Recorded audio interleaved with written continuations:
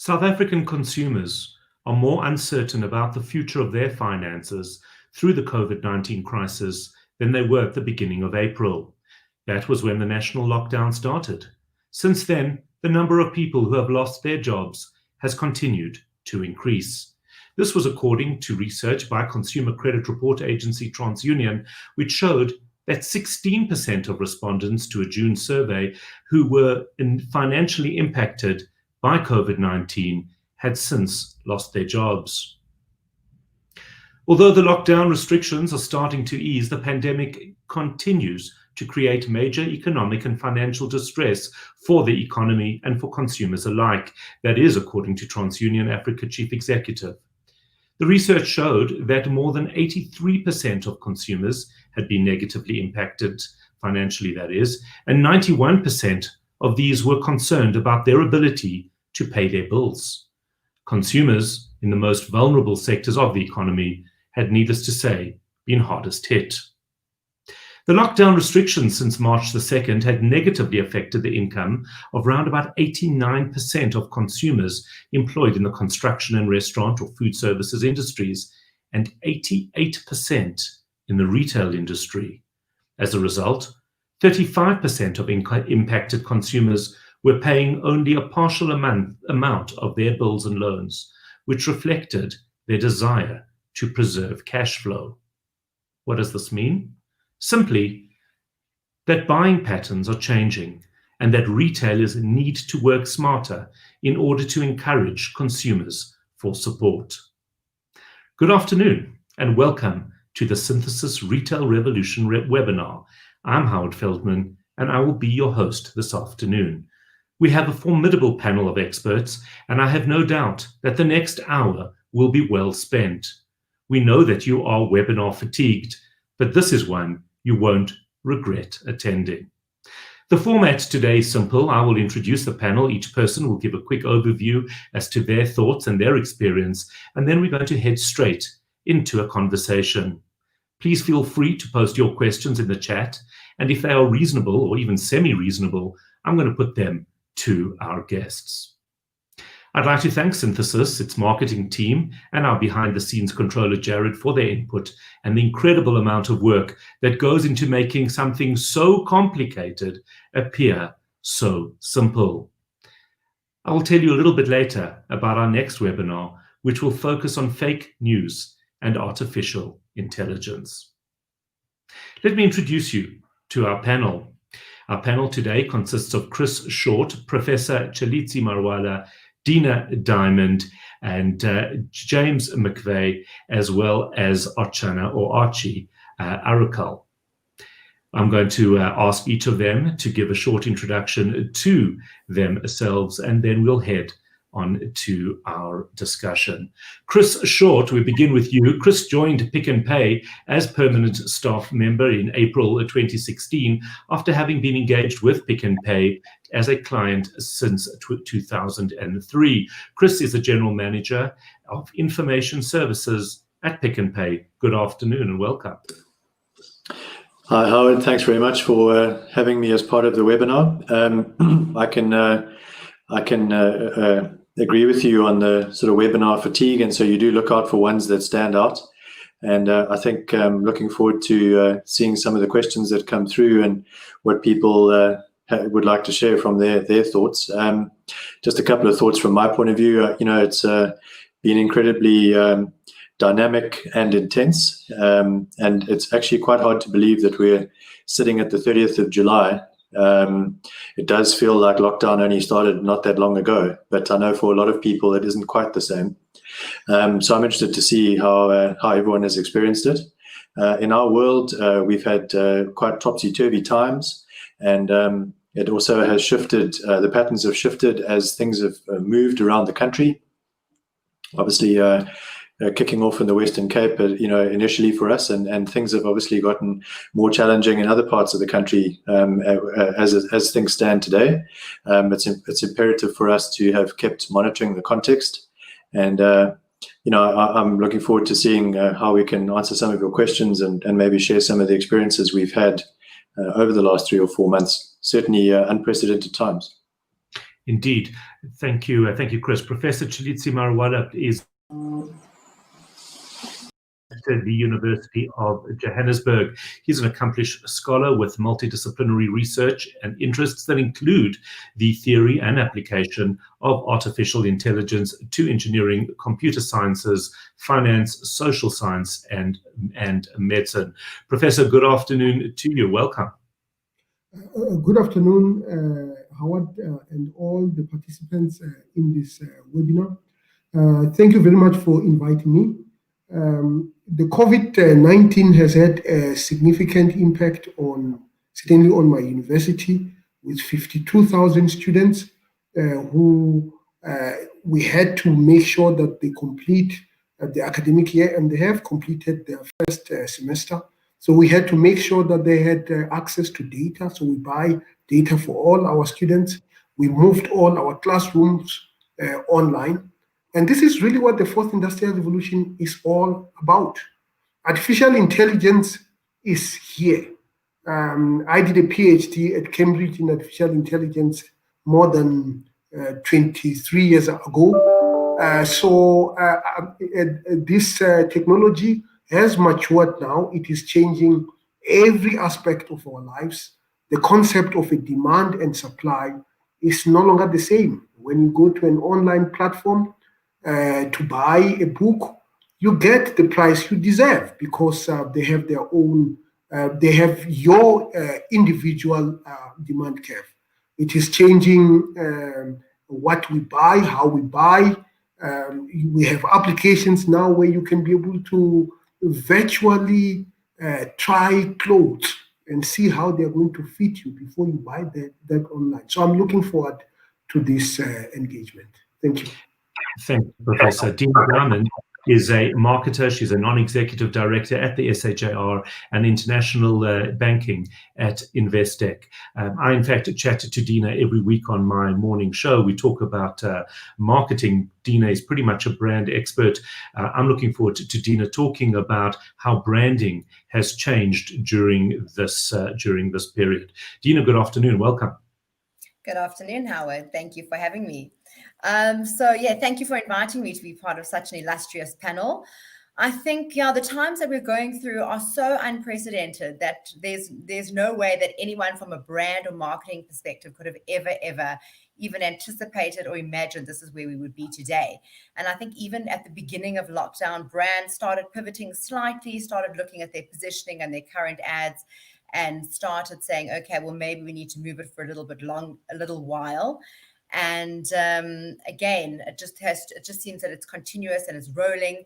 And it seems like we're in this for a very, very long time. So I think at the beginning where marketers thought that we would be in this for a short period and started saying, okay, we'll just move it out slightly, there needs to be now a strategic pivot into the new reality, into the new retail environment, looking at consumers completely differently, looking at how we relate to our consumers, how brands speak to the consumers, how we market different products in different segments, how we make them relevant and how we keep them relevant.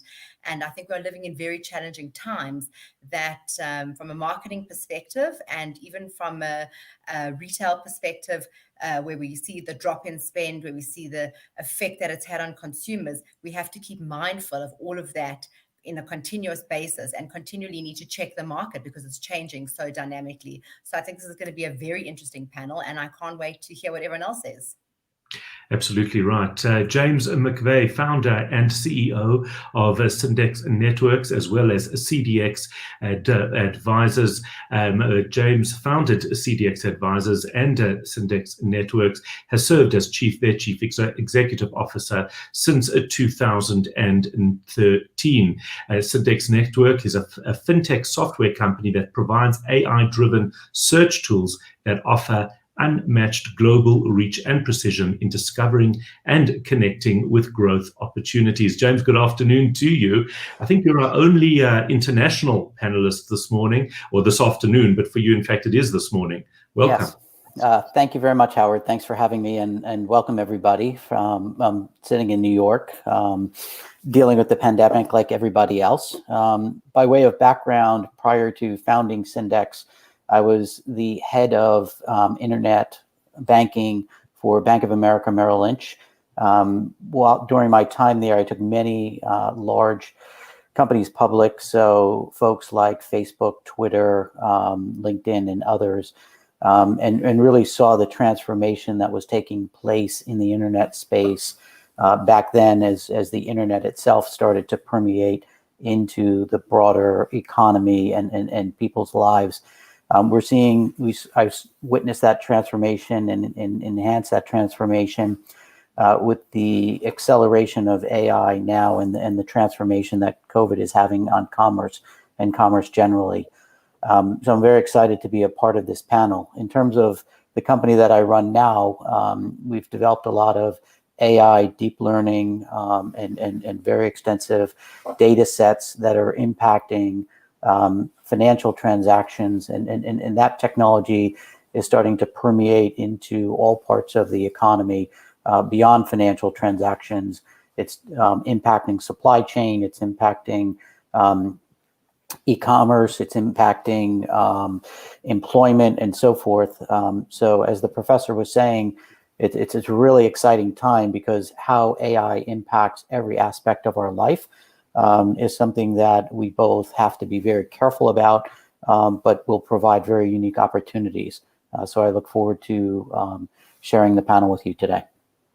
Brilliant. And finally, Archana, or Archie Arukal, is a machine learning engineer at Synthesis. She joined the team in June 2018, bringing her 4 years of experience in product engineering, cloud research, development, and product. This is an absolute passion of yours, Archie. Welcome. Thanks, Howard. I'm really excited to be a part of this panel, actually. I'm actually quite keen to see what the rest of the panelists have to say about this whole transition that we've been going through. And something we actually see in the AI space, especially from a practitioner point of view, is there's actually more of a focus now on not just big data, but also in terms of having good insights into our data. And that's actually something I'm super passionate about, being able to ensure that our data is in the correct format so that we can actually leverage off our AI and actually start using it to its core potential. So I think the biggest thing that I'd like to share as part of this panel is in terms of where is the distinction between how much data we're consuming and how we can actually utilize this information that we're gathering. Especially now in these times, we're actually starting to see a shift in everyone adopting digital technology and actually using the information that they're gathering on the net. But how can we use that and go to the next step? So I'm actually very interested in seeing what the rest of the panelists have to say. All right. And with that, Jared, if you could bring the panelists back, we can start our conversation. I actually want to begin with a question to Chris, because he's in the retail space. Pick n Pay, of course, a much loved South African brand. It's a household name. What have you experienced and what have you seen over the last couple of months? Yeah, thanks, Howard. I think obviously there's so many facets to what has shifted, and each of the panelists and as I was first, I didn't get the chance to actually say that it's a real honor to be on the panel with all of these esteemed people. But I think we've seen so many different aspects, and I think something that we must always remain mindful of is that we operate a very different and varied market, and who the market is actually a very difficult and diverse thing to try and pin in our space particularly, and certainly something that I know all of us in the grocery retail space are continually trying to figure out. Our experience has been a few things. Obviously, we've had to learn to do things at speed across the scale that we have. To be able to comply with regulations that are changing on a very short turnaround time, sometimes without a lot of notice or actual insight, has been a real challenge, because you need the same experience at each touch point for our wide and varied customer base.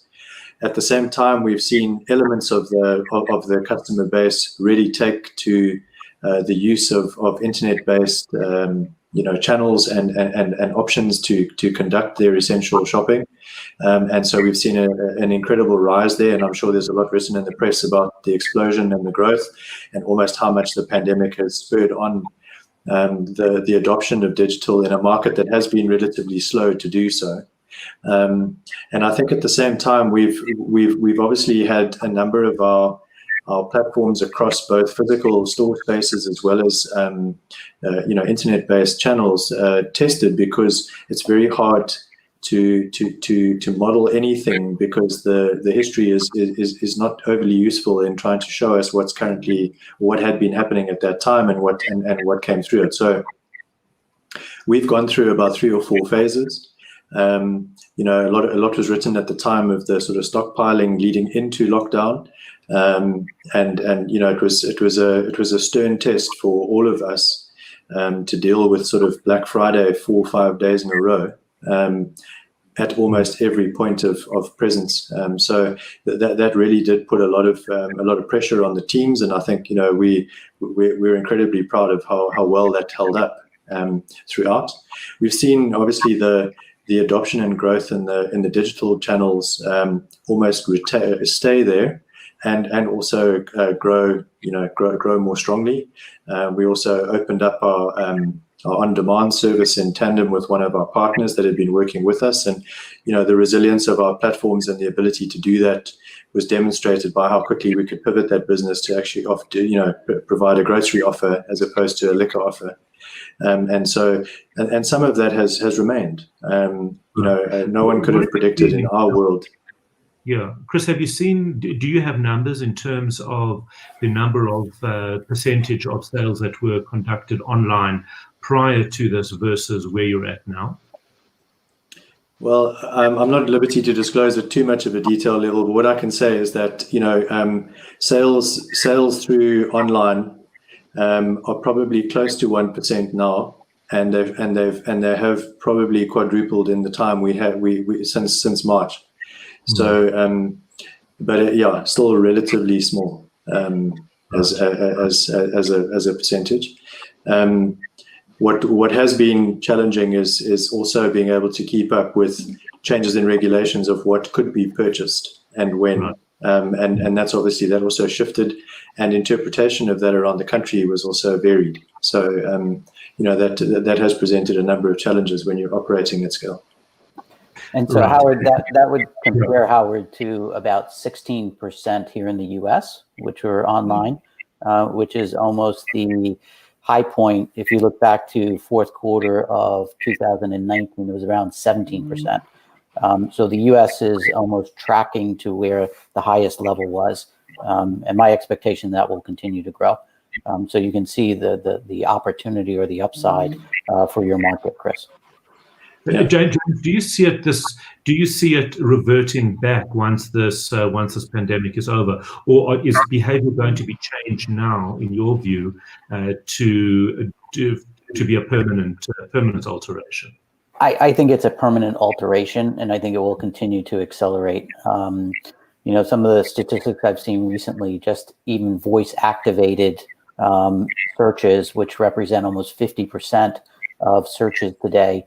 When you think about that as a fundamental change, I think that's a harbinger for the continued growth in e-commerce. And when you overlay the convenience, which exists here in the U.S. in terms of being able to gain access, when you overlay the ability to customize, as the professor was indicating in his intro speech, those things will drive e-commerce, and I think we'll get well over 50%.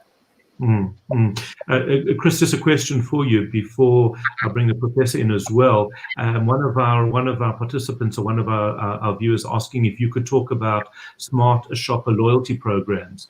Is this a significant part of the shift to online? No. What we are seeing is, as customers have become more under pressure, as you said in your intro, Howard, the search for value is probably amplified, and as a result of that, we see people looking for value from being part of programs such as that. So we do see that we have more people interested in being part of the loyalty program and searching for value specific to themselves through that process. and that actually permeates the entire estate. It's because it's still relatively light on the sales side in online. We're not there as yet, but definitely the search for value and the use of loyalty points and programs is something that people are looking for as a differentiator in our view. Right. Professor, if I can just ask you, you and I had a discussion some weeks ago, and it absolutely blew me away that your university, the University of Johannesburg, had made sure that every student had access to online learning, had a laptop. It was a program that was established some time ago. Do you see a return to what was in 2019, or do you see this shift to which is a combination between online learning as well as physical present learning? Do you see that going back to 2019 or changing from this point forward? I see things changing. In fact, the way we teach is not going to be the same. We're not going to go back to physical teaching in its entirety. We will have to have some online platforms. But one thing that is actually quite important, especially when I was looking at the study that was done by Nielsen, that says that 37% of South Africans would actually consider shopping online. Now the question is, why aren't they shopping online? I think that is a very interesting question. Obviously, if you go to rural areas, obviously you have issues of devices, you have issues of data, and sometimes you even have issues of capability. You don't know how to use this online platform. So I think as data becomes more affordable and as devices become much more widespread, you're going to see much more people doing things online, including learning, buying courses.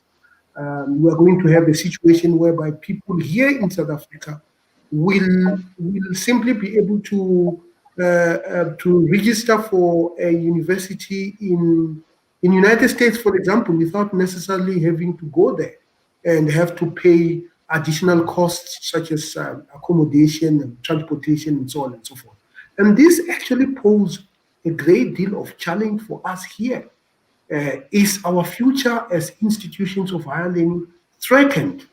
And of course, it will be threatened if we do not adopt these new ways of doing things.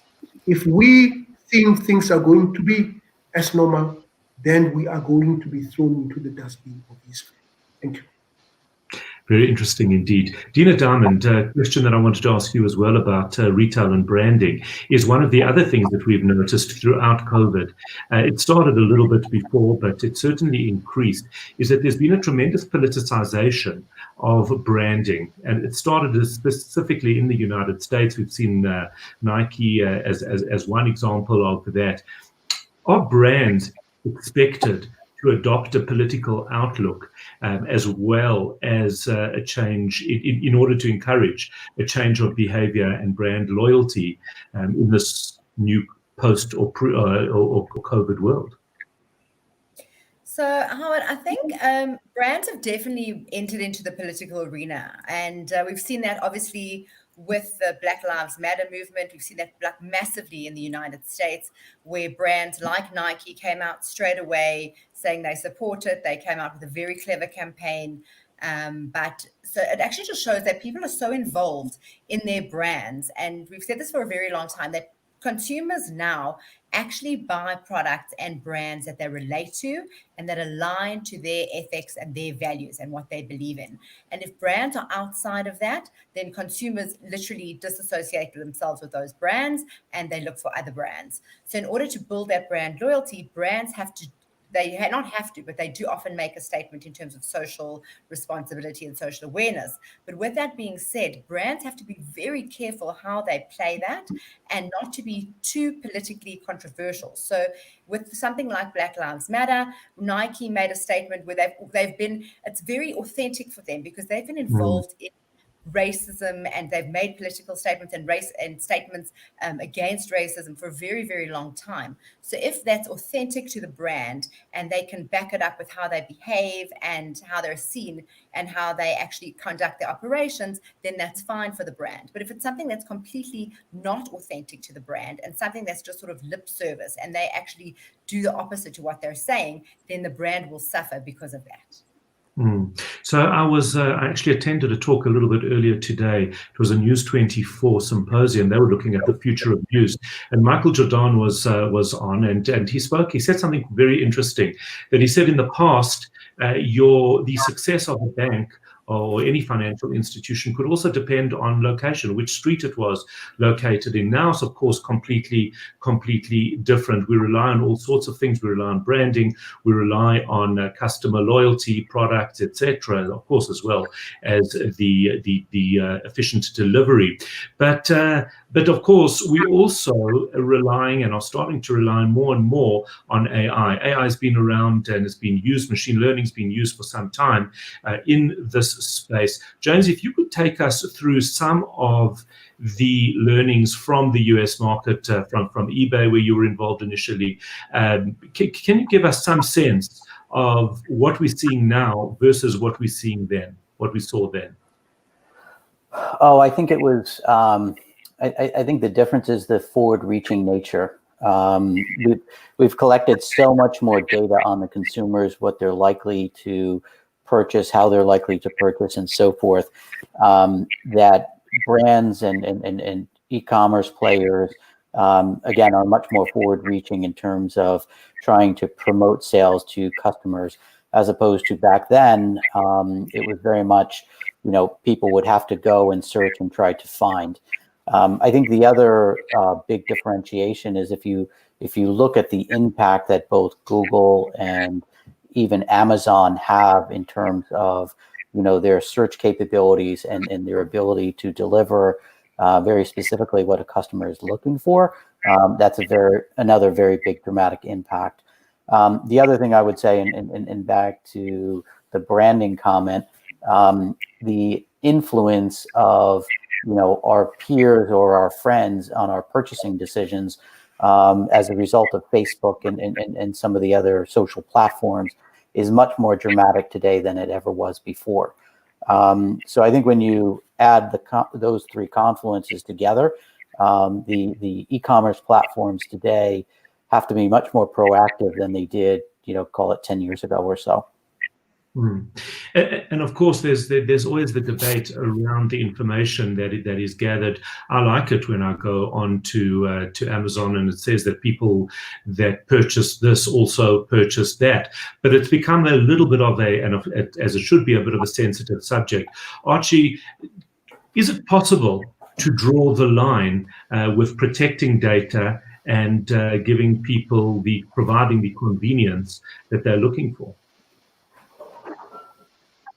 Yeah, it's definitely possible to do that, but in order to actually facilitate that, it's important to keep in mind the governance aspect of things. So something that has happened in the past is actually not catering for the governance elements of data and ensuring that privacy is maintained. And as a result of that, actually, there was a recent video that went around with regards to all the CEOs of major tech companies that were basically being grilled in terms of how are they actually securing the data? How are they actually going about ensuring that people's information isn't leaked? Because that information, once it gets out, could be very fatal for everyone.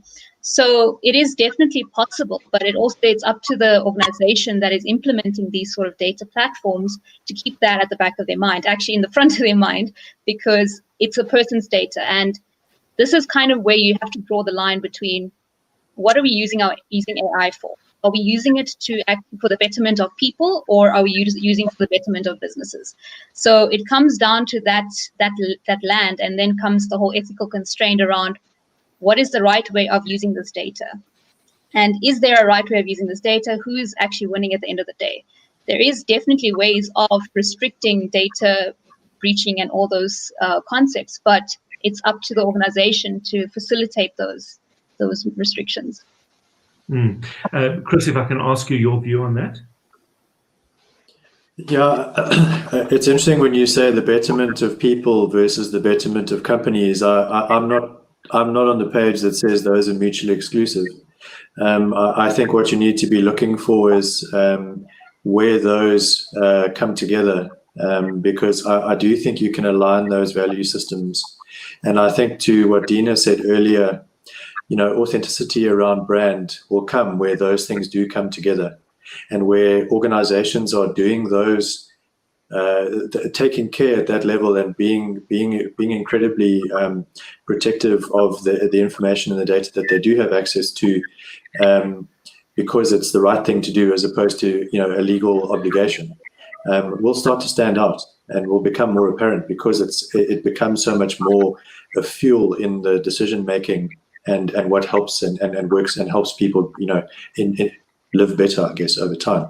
James, can I ask you as well, what trends are taking place in the United States in this regard? We see that there's tremendous pressure, for example, from some countries to ban TikTok because of data collection that people are uncomfortable with. But we all know that our data is being stored every time we go onto Google or any other search engine. What do you see trending? What do you see happening in the US? Yeah, and I tend to default to where Archie is in terms of being much more sensitive to how the data is used, how the data is collected, and so forth. And we have that philosophy throughout our company. But I also do believe that used in the right way, that it can significantly enhance a user's experience. I think most consumers, though, are very comfortable sharing their data. I mean, you look at the implementation of GDPR and the potential impact it could have had on Google and some of the other large players. It didn't have a major impact because most consumers said, I'd rather have the service than have more privacy around my data. And so as a result, I think consumers would rather have lower cost items and allow these large tech companies to use the data to provide them services, because they do see the convenience and they do see the value that it's bringing to them. Absolutely. Professor, your thoughts? No, absolutely. I think the issue of governance of these technologies, governance of data, are very, very important. I am in a World Health Organization committee that is specifically designing policies around the application of that in medicine. I think the issues of whether we can be able to secure private data, I think that is an easy question.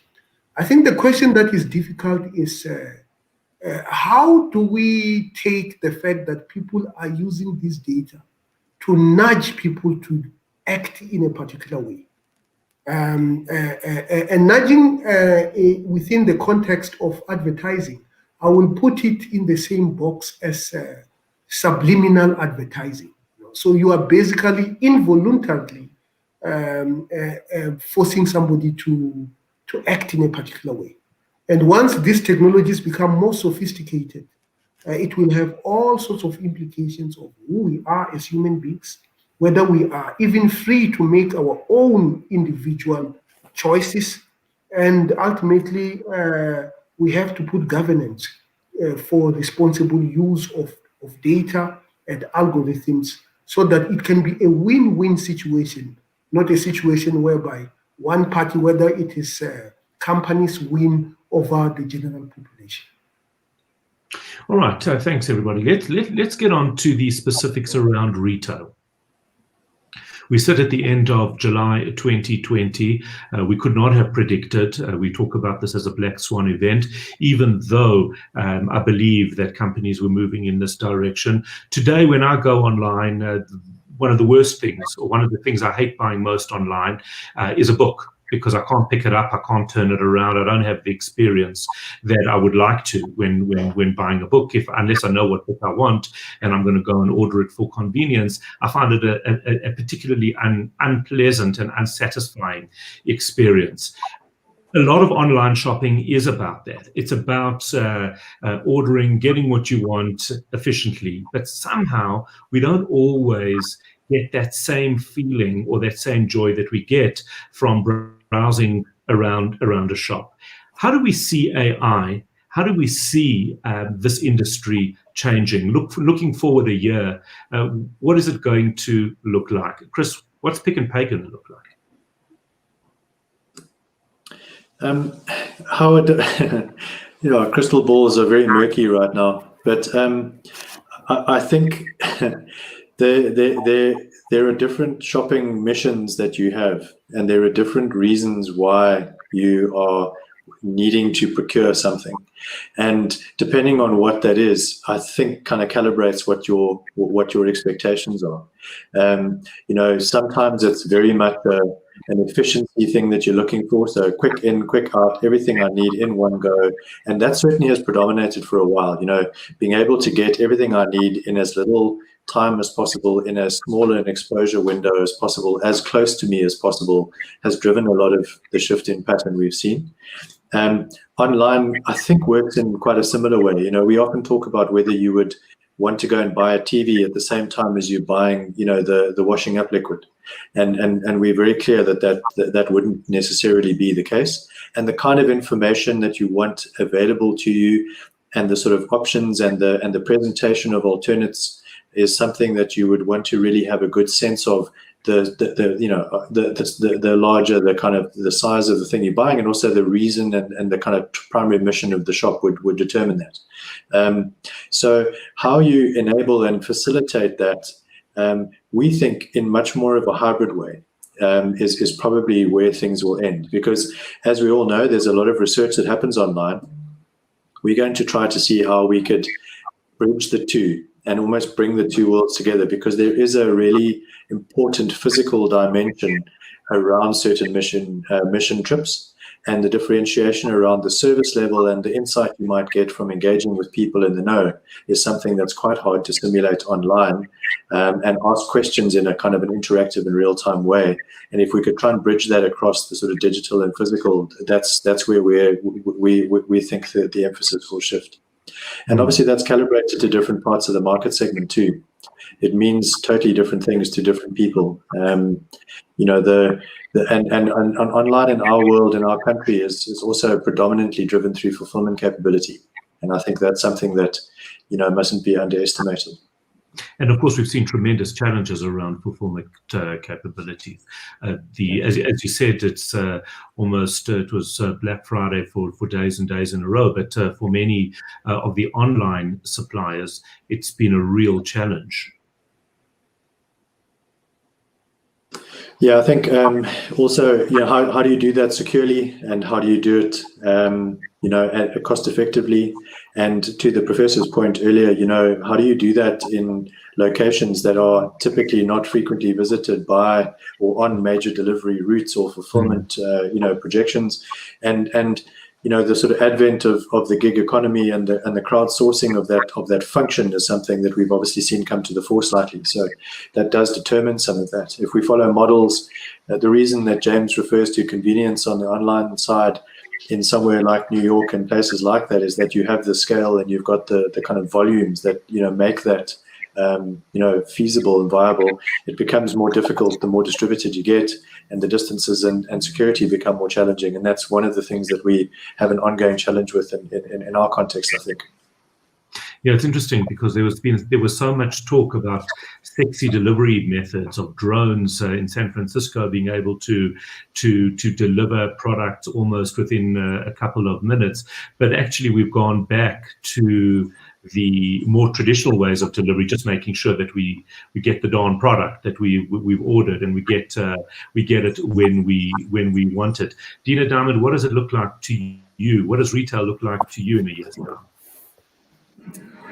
So yeah, I think as Chris said, I think we are moving to a model that is going to be it's going to be a mix of that physical environment and that digital environment. We've seen a massive move of people who had never ever considered digital purchasing as an option, and it was too far removed for them, from people who are potentially older that had thought that it was unsecure or not safe. And I think we are permanently going to move to a model where people are now changing their behavior towards a more digital approach. But again, there are products that you are going to always want to look, and you're always going to want to touch. Like, you want to see that book with a high-end product as well. Obviously, over 80% of consumers will go online before they go and actually look to purchase that product. But from the point of view of having someone to talk to, someone to engage with, because no matter how much you read and no matter how much is actually put out there, especially in terms of advertising, people still trust people. They don't trust advertising, they trust people. So if someone is speaking to them, giving them the benefits and telling them that is the product they will take, then they are more likely to trust that person and to purchase that from them. So I definitely think it's going to be a model going forward. Yeah, Professor, to Dina's point, you've got older people that until now had been quite nervous and skeptical around online purchasing. You're training students that are coming through a system where this is second nature. How do we marry these two? How do we equip older people and perhaps people that haven't been engaged with the internet before, and equip the kids or the younger guys coming through to be able to understand that there is this generation that stood before them? No, absolutely. I think there's no other way except to make it easier for people to adopt this technology. And one of the things that you will have to do, there are quite a great deal of development in what is called affective computing. How do you bring more emotions and human touch into these technological gadgets? Dina, you're absolutely correct that some people still want to go and see a person. The warmth of another person's smile is very, very important. And from a technological perspective, we have not been able to embed some of the human elements to make sure that people are much more comfortable with this technology. Maybe just to answer your question, how will retail look like in the future? I think you're going to have fewer and fewer people. You're going to have fewer people in shops. You're going to have fewer people working in shops and as customers in shops, because they will be able to do all these things online using one form of a robot or another. Yeah, James, what's it looking like? What's it looking like there?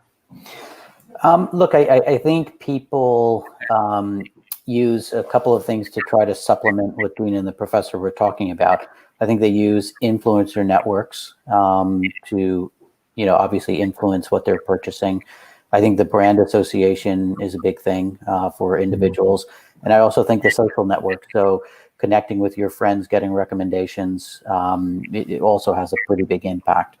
But I do agree with the professor. There will be certain parts of the economy where, the robots and everything else will become a much bigger portion of it. I think there are other aspects where people are going to look for more customized products, especially around some of the clothing items and so forth, where people want to make a unique statement. Those will be items that you're going to have more, again, unique pieces that you're going to be able to use traditional methods for.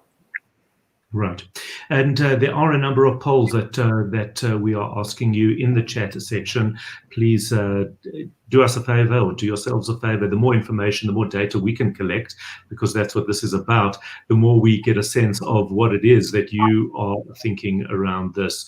Archie, just to bring you into this part of the conversation, you work with various companies in the retail space. What are they looking for? What are companies trying to determine with their data, with the data that they are seeing from their customers, that could help them along the way? So a biggest trend that we're finding in the data that we're working with the financial sector is people are trying to understand what their customers want. And especially now with this whole digital adoption being sped forward with COVID, actually, a lot of the financial sector is trying to understand, when is churn happening? When are people going to leave them? What are they expecting from a product line perspective? What is the demand look like?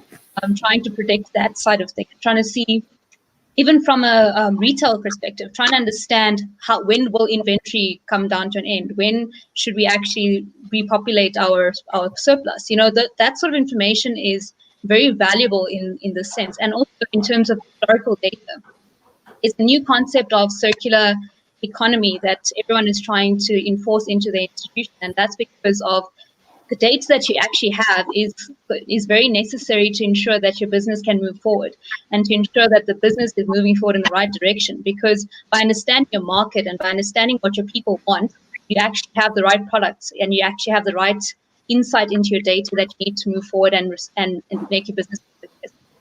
So that's the sort of insights that people are trying to look for at the moment within the financial sector and the retail sector from our side of things.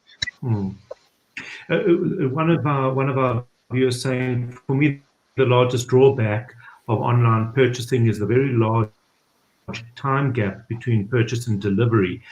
We live in an instant world. This is definitely a problem. Chris, we are seeing that as a problem across the board in South Africa, aren't we? Yeah, I think once again, Howard, it comes back down to you're talking about an end-to-end value chain there that has multiple points of potential disruption, and certain parts of our product ranges that we can buy in this country obviously are internationally sourced, and with various supply chains interrupted through the pandemic, you would have seen an impact in that respect. In some cases, we've obviously got delays now because of regulations and from when you might order something to when it's actually allowed to get delivered to you. And we did live through that for some time. We have seen a trend in certain parts of the marketplace that are looking for that short turnaround. And there are, limited range on-demand delivery solutions, particularly in the food space. But I think the challenge once again is how do you shorten that time on an ongoing basis at an economically feasible level, and that's ultimately the conundrum that everybody's trying to solve. James, if I can just turn to you for a moment, what are you seeing as the trends that we can expect South Africa to follow? What are the latest trends in the application of machine learning, AI, in the retail space? I think a couple of the big ones are just the application of at-home devices and the influence that that's having on search. I think that is a very, very big impact. And with 50% again of the searches coming through those devices, those companies that control those devices are going to have a significant advantage relative to others because they're obviously collecting the data. Even as an intermediary. And so they're going to have a much better sense on consumer behavior, likes and desires of those consumers. So I think as devices like that permeate more globally, and again, I think the number that I most recently saw was 55% of US homes will have those devices in them by the end of this year. That's a pretty significant penetration level given how long they've been, in the marketplace.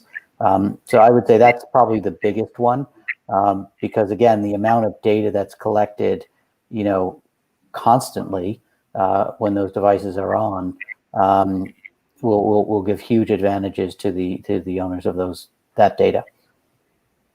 So no doubt about that, Professor. This question is for you. It's about your comment. One of our listeners wanting you to expand just a little bit more on your comment about supply and demand. You're saying that those models are changing during this time. Can you expand a little bit during the 4IR, Fourth Industrial Revolution? Can you expand a little bit on that, please? Yeah, we did an experiment, me and a friend of mine. And we went to Amazon to buy the same book at the same time. He was in Brazil and I was in South Africa. We were given two different prices for the same book. Why was that the case? The reason is very simple. The Amazon buying platform actually looks at your demand patterns. And as we know that prices are derived from where the demand and supply meets, my demand curve was different from the demand curve of my friend Fernando. And therefore, that we had two different prices. So we are moving to the era where pricing is going to be individualized. Because if you are to go to Pick and Pay, you are subjected to aggregate demand and aggregate supply. That is why, if for the loaf of bread, everybody who is going to come and buy that bread on that particular day will get the same price because it is all aggregated. So we are going to not only individualize products, and products are going to be individualized, but we are also going to individualize customers. You are going to be looked at as an individual rather than as part of a population. That's really fascinating. Dina Diamond, what does that mean in terms of marketing? Does that mean I'm going to be marketed to differently by the same company as the person who lives next door or in Brazil? So absolutely, Howard, that's definitely where the world is moving into terms of customization, understanding your customer better, which is where what obviously Arch and everyone and Judy's been mentioning in terms of the actual personalization. So, I mean, even years ago, there were just sort of generic emails. Now your email is addressed to you, it's personalized to you. As you say, when you're online shopping, items come up that are related to the product and other people bought it, so they've got the same buying behaviors. We're definitely moving into a more personalized approach because the more the organization or the business understands your buying patterns, your buying behavior, the more they're able to push products towards you that you are more likely to buy. So obviously it makes it more profitable for them and you're online buying stuff that you want to buy. So that's definitely the direction that we are going in terms of personalization. Archie, how do we manage that? How do we push personalized information to a customer in the way that they will be happy to accept it? I know in I think it's the book The Power of Habit, they spoke about that they had this information, but they had to disguise it because people would feel a bit invaded upon if they got too much direct information. Is there a way that we could manage that? So personalization has always been one of those controversial aspects of AI because it is exactly it. It's designed for an individual and it's based off their spend patterns or any kind of behavior that they've exhibited on a platform. So in terms of actually, there is methodologies such as privacy preserving models to actually ensure that the person's identity is hidden from the rest of the organization. But now comes the approach of, will this data then be used for other purposes? And where do we draw the line in terms of this personalized model? It is definitely possible to hide it, but also, once again, it's up to the individual organization to ensure the data has been treated in such a way that it is hidden from the rest of the organization and isn't being used for other means. So it is possible, but it comes down to the ethical considerations of the organization. And that, of course, is something that dealing with quite a lot. Sorry, Chris. You were saying? No, I can just add to that. I mean, the Protection of Personal Information Act has now been promulgated, and so there is a year for organizations that are storing personal information to get to a point of complying with regulations. And a lot of what Archie was referring to there is actually prescribed in those laws. And it's not then just down to the pure kind of ethics of the organization. There's actually a construct and set of regulations that people have to comply with. But I think to what Dina was saying earlier around brand and authenticity of brand, that will start to become quite apparent. Whether organizations are doing the minimum to stay compliant or whether they're actually going through the detail and doing what is the right thing to do as part of that. We do have a lot of personal information which is very well protected and is very specifically anonymized in any of the work that is done at this point. And it's not just done because it's a regulatory requirement. James, what are you seeing in terms of personalization? That's obviously a critical factor, but how much are consumers willing to handle? Again, I think, and again, I'm much more sensitive to it, as Archie was articulating. I think you need to be very careful about the degree to which you allow companies to own and this data, especially over the long period of time. I don't think the vast majority of people share that same concern, quite honestly. I think that they are more than willing to abdicate the privacy rights for convenience, and they want to be told what they should be buying and where they should be buying it and so forth. And you can see it by the behavior of how they click through, the privacy policies on websites. They do it without even thinking twice or reading it. So I think from the consumer's perspective, they're very comfortable with it, especially today and the younger generation. Professor, your thoughts? No, absolutely. I think personalization is the future.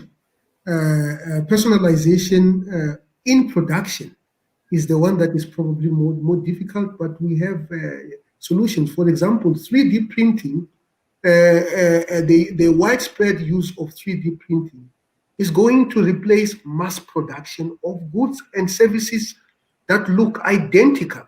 The concept of our clothes being categorized as small, medium, or large, or extra large is going to be the issue of the past, because we are going to get your exact dimension to make sure that you have better products. Of course, it is going to start at the higher end side of the products, but as technology becomes cheaper and cheaper, it is going to be widespread. There's a study that was done in the United States where they actually said the bigger contribution to the cost is actually the cost of labor, because technology has a tendency of reducing in price. A 385 computer is more expensive than an even faster computer today, much faster computer today, because technological gadgets become cheaper. And as they become cheaper, we are going to personalize more. All right, we only have 2 minutes, unfortunately. But the one thing I do want to understand is the manipulation versus convenience. Is there a difference? I'd like to hear from everybody on the panel. Archie, starting with you. So manipulation versus, okay. So in terms of, it comes down to whether the customer wants to be manipulated. There are ways, if it comes down to whether the person is informed, do they know where their data is going? Are they aware of the methodology being used to manipulate someone? Because it is quite easy to actually see whether your trends are going in a certain manner. For example, I'm actually a prime example of this, because on Facebook and Instagram, I have 2 different followings. And I've done it in such a way so that I can actually change the way that my feeds actually come through. So it comes down to the education of a consumer. And I mean, at the end of the day, human beings are more intelligent than artificial intelligence. There's a reason why it is called artificial intelligence at the end of the day. And human beings have the power to understand how they are being manipulated. So it comes down to consumer education and seeing whether they actually understand what is going on their own platform. And they do have the power for that. James? I think it depends on the individual. Someone like Archie, who's sophisticated, will have the ability to do that. I think for the vast majority of the population that doesn't necessarily understand it, I think there's a much bigger danger. And so I think we have to be very careful about how we let companies do it. Dina? So I think, yes, to refer to what James said earlier, where people actually realize that they are being tracked and their data is being collected. So I think they know that they are being manipulated, but they're actually open to it. Whereas with you looking, say, for example, with the US elections on Facebook, where people were actively manipulating voters to actually change their vote or vote in a certain direction, I think that is unethical in terms of, and we've seen how that's sort of evolved in terms of the new policies that Facebook have put into place. But I do believe that actually most consumers are willing to have their information used to create convenience and ease of shopping for them. Professor? Well, I think fundamentally manipulation is not the correct term. I think part of the reason why people are not shocked that they are being tracked is because there is no person with dark glasses following us while we go to wherever we are going. But that is exactly what is happening, because wherever you are going, if you are on Twitter, you are being followed.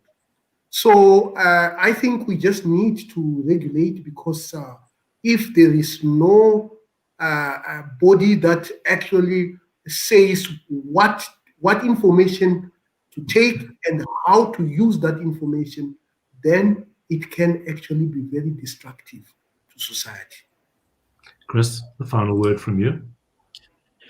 I agree with the professor around the potential for being destructive, but I do think that it comes down to where someone is in the trade-offs that they are making. And I think manipulation is probably too strong a word. For me, it's more about influence. I agree with Dina. We've seen some pretty bad examples, like you mentioned. But I think it's about influence, but it's also about where consumers are in terms of what they're trading off.